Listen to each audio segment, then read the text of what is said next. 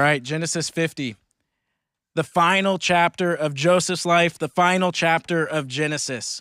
We've seen this weekend that God displays his grace in our brokenness, that his grace is greater than our sin, that he's inviting you into his family, not because of who you are or what you've done, but because of who he is and what he has done for us through Christ. And the final story of Joseph's life here in chapter 50 wraps up a theme that has kind of been a background theme this whole weekend. And it's that God was with Joseph and sovereignly working in the background through the whole story. We haven't really talked about that directly yet, but that's what we're going to look at tonight. That God had a purpose in the brokenness of Joseph's story. That he was redeeming the brokenness for a greater purpose. So that's where we're landing, that God's grace can redeem the sufferings and trials of this life and accomplish God's purpose. So look at Genesis 50. At this point, Jacob, his sons, they've lived in Egypt. The famine is over. They've lived in Egypt. Jacob has passed away, and then Joseph approaches his brothers. Look at verse 15. It says, when Joseph's brothers saw that their father was dead, they said to one another, if Joseph is holding a grudge against us, he will certainly repay us for all the suffering we have caused him. So they sent this message to Joseph. Before he died, your father gave a command. Say this to Joseph, please forgive your brothers' transgression and their sin, the suffering they caused you. Therefore, please forgive the transgression of the servants of the God of your father. Joseph wept when their message came to him. His brothers also came to him, bowed down before him, and said, we are your slaves. But Joseph said to them, don't be afraid. Am I in the place of God? You planned evil against me. God planned it for good to bring about the present result, the survival of many people. Therefore, don't be afraid. I will take care of you and your children. And he comforted them and spoke kindly to them. God redeemed Joseph's suffering. God was present with him every step of the story. He had a plan that was unfolding, and he had a purpose. What gave Joseph confidence in the midst of his suffering and trials? It was the presence, plan, and purpose of God. And I want to show you those three things. What gives us confidence in the midst of suffering and trials? The presence, plan, and purpose of God. So presence. Think about the story. Over and over again this weekend, I've pointed this phrase out, that the Lord was with him. He was a slave in Potiphar's house. And in Genesis 39, verse 2, it said, the Lord was with him. Then in verse 3 of 39, it says, the Lord was with him. Then he's in prison for 2 years.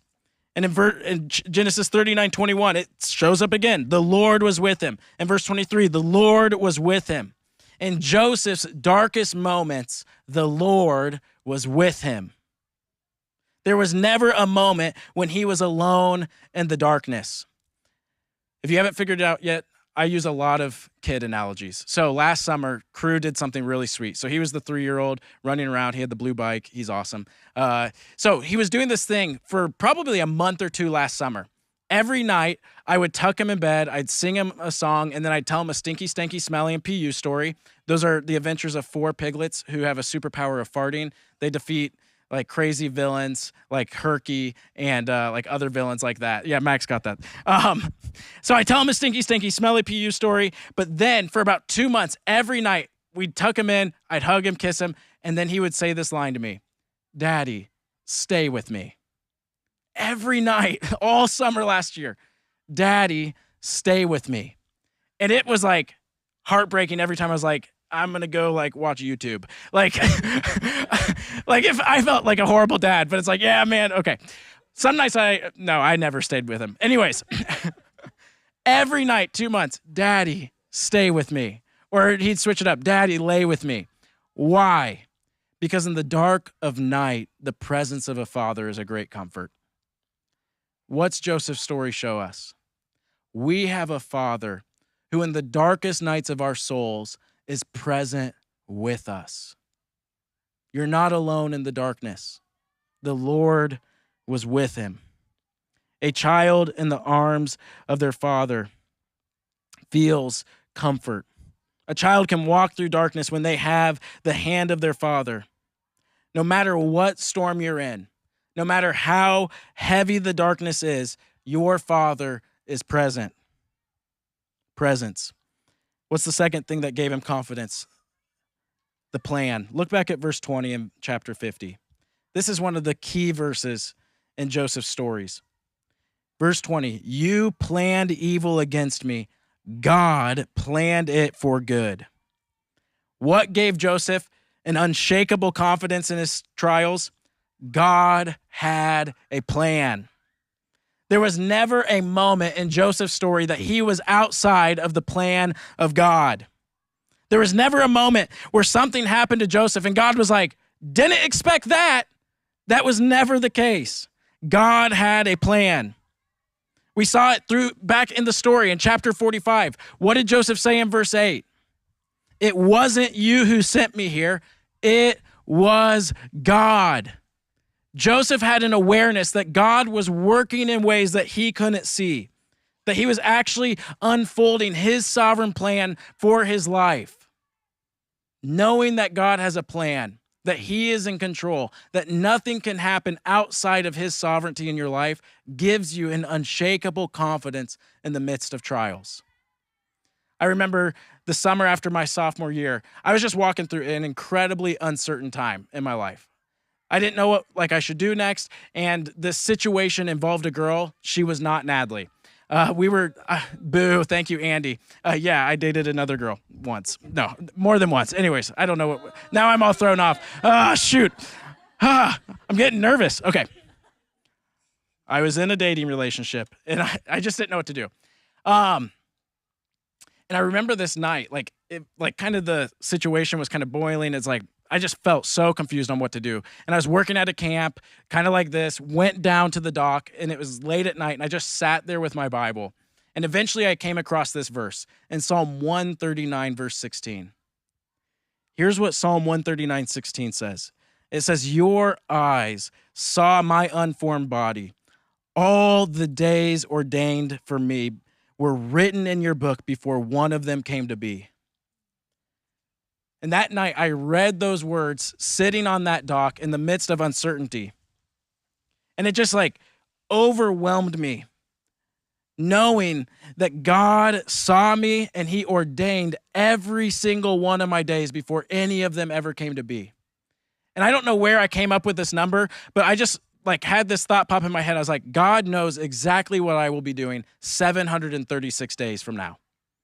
Just a random number. I don't know why I picked that number, but that's the number that I thought on that dock. 736 days from now, God knows exactly what that Wednesday looks like. He has a plan. He has planned every one of my days, and this wave of peace came over me. And I get it. There's some big theological questions there of wait, how does God's plan and every day ordained work with our choice and all that? It's that stuff didn't matter to me in that moment. I just was extremely comforted knowing God had a plan and he was in control of my life. That he didn't leave my life up to chance. That he didn't leave my life up to me. That he had ordained every single one of my days. God had a plan for Joseph. There was never a day as a slave. There was never a moment in that prison that was outside of the control of God.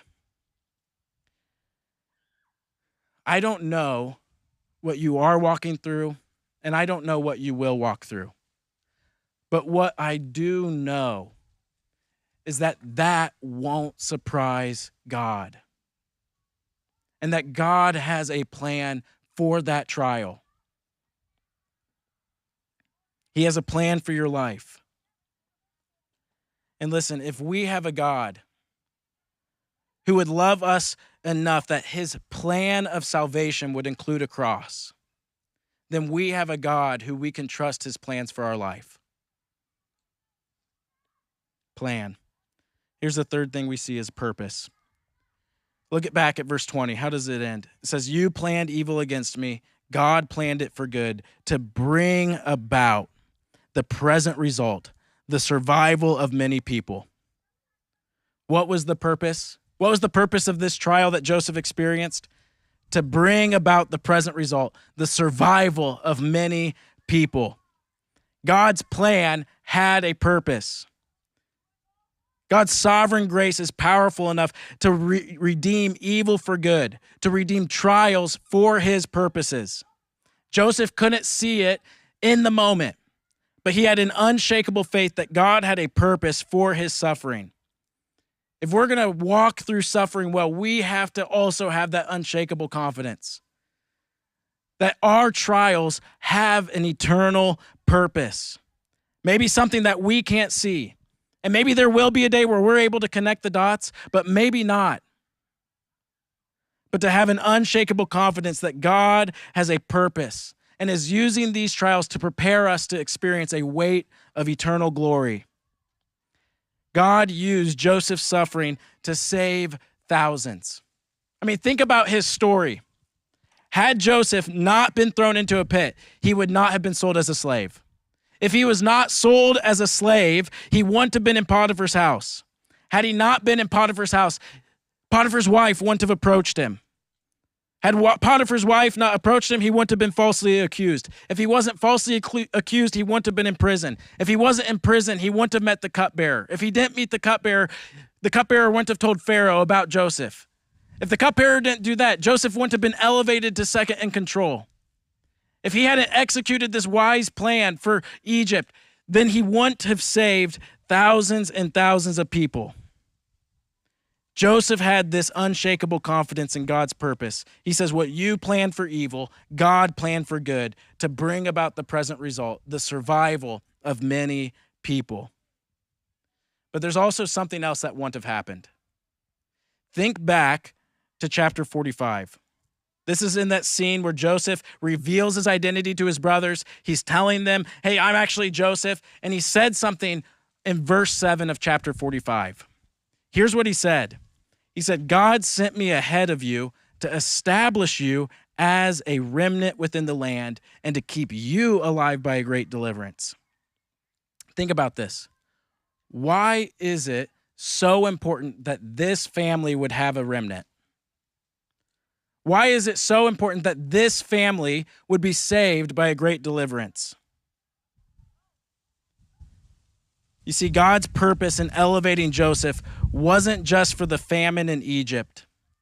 God's plan in elevating Joseph wasn't just to bring the present survival for many, but ultimately to bring the eternal survival of everyone.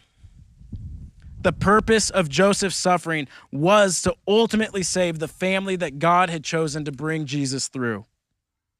You see, Joseph's story is not just about a physical famine in Egypt. It is about the spiritual famine in the world.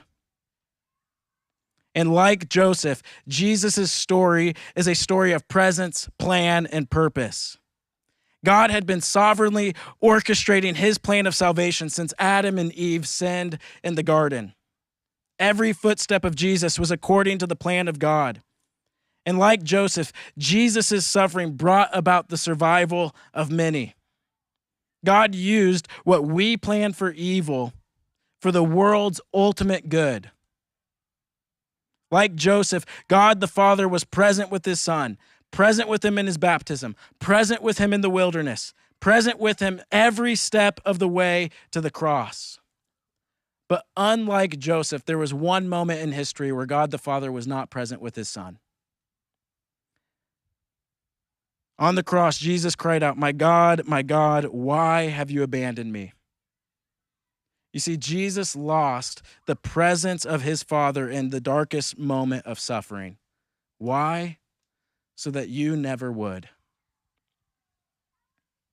That you would have the presence of God in your life in the midst of your suffering and trial. How can you have confidence in God in the midst of suffering? Look at the cross. Look at how it earned you the presence of God the Father. Presence, plan, and suffering. So I've been working with college students for 9 years, and we're going to move this again. That's maybe my cue of like, it's about to get real. That kind of happened this morning with like crew, like, okay, or Jace like walking. Yeah, this is about to get real moment. Um, and it's been a blast. Like, it really has. There's been awesome, awesome moments. There have also been some really hard moments. And the hardest moment by far, and it's not even close, was November 9th of 2023. So we're coming up on the 1-year anniversary of one of our salt company students passing away in Cedar Falls. And so it's like I thought I had done before that, it's like I had done everything you could do as a college pastor except a college student funeral. And on November 9th last year, Amelia died. And it was unexpected. It was this, like, the best they know is like it was a heart attack, but she was a part of our college ministry as an undergrad and then was a grad student at the time. And tons of our students loved her, knew her. She was an active member at UNI, involved in her speech pathology program, all these things. And it was just a heartbreaking, heartbreaking story. Like, as a college pastor, I'm used to doing a lot of weddings. That was my first funeral. And it sucked. It just absolutely sucked. And I was talking to her brother, Kennedy, a couple days after she died. And he's like going through her Bible, and he found something written in the margins. And she had written, "Believe, sacrifice, and give everything to Jesus." And so when I went to and did her funeral, it's like, that's what I told everybody. Like, hey, Amelia has a message for you. Believe, sacrifice, and give everything to Jesus. Guys, listen, we have a God who is present with you in your suffering, who has a plan for it, and who has a purpose for it. And Amelia, before her death, knew something about this life. She knew that life is very short, that death is certain, and at the end of the day, the only thing that matters is what you do with Jesus. And so what did she write in her Bible? She wrote, "Believe, sacrifice, give everything to Jesus." That's where we're ending this retreat. Will you believe in Jesus? Will you sacrifice for his sake and the sake of others? And will you say, the King who gave everything for me so that I could have life in him, yeah, I'm going to give everything back to him. I know we've only known each other for 8 weeks, but over the last 9 years, I'm like anticipating like the fact that there will be really hard days ahead of us. Like, I've walked with several of your connection group leaders through some really hard things over the last 9 years. And I know that there's going to be some hard days that we face. But I know that what's going to sustain us in the midst of those is our unshakable belief in Jesus, continuing to sacrifice for his sake and the sake of others, and continuing to see it is worth it to give everything to a King who gave everything for me. Let's pray. God, I'm so grateful. I'm so grateful that your plan of salvation included a cross. Because we don't have a God who's immune to suffering. We don't have a God who's never faced a trial. We have a God who came and entered into the brokenness of this world. A God who knows what it's like to experience loss.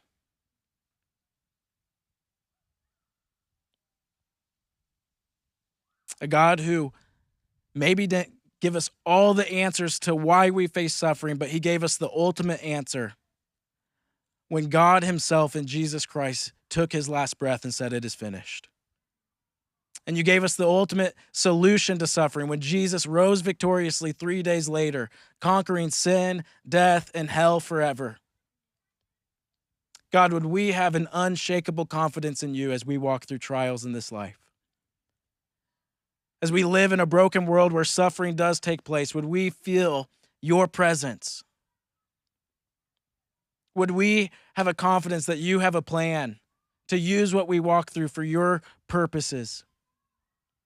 And God, would we be people who keep our eyes fixed on Jesus, holding on to our belief in him, saying it's worth it to sacrifice for a King who sacrificed everything for me, and to give you everything in our lives. God, would you do a powerful thing through these 45 students over the years to come? God, death is real. College ministry and church planting, it's not just a fun game that we're playing. There are eternities at stake. Would we leave this retreat center with a renewed vision to impact the lives around us with the hope of the gospel? Amen.